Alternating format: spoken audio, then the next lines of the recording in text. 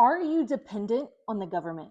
Now, as a real estate investor, you should use this government shutdown to test your dependence. Now, right now, with the government shutdown and some things at risk, this is a good time to do a stress test.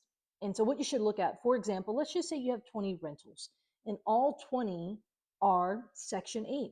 That's the strategy you've chosen.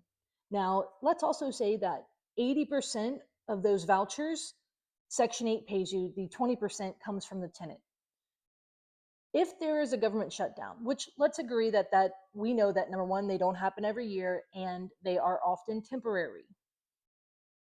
If there's a government shutdown and or the government runs out of money and you don't get paid that month, what is your plan? Now, that is something you should have as a risk assessment.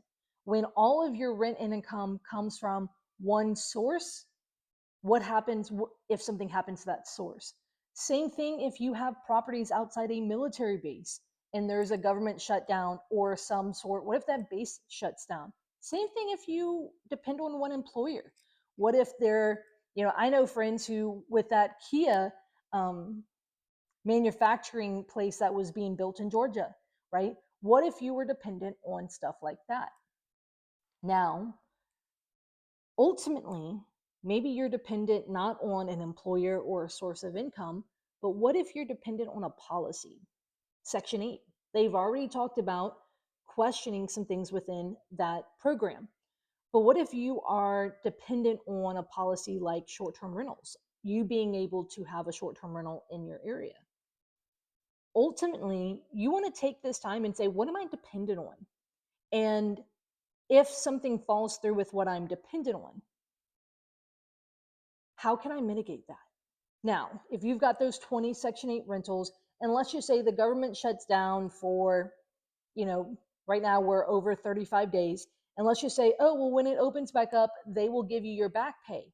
But can you handle if you didn't receive 20 of those rents? Again, maybe 80% of it. Could you cover if you have mortgages or other expenses? This should be your opportunity to say, what am I dependent on? And then how can I offset it? How can I mitigate it? And you generally mitigate it by, for example, having reserves, kind of the rainy day fund.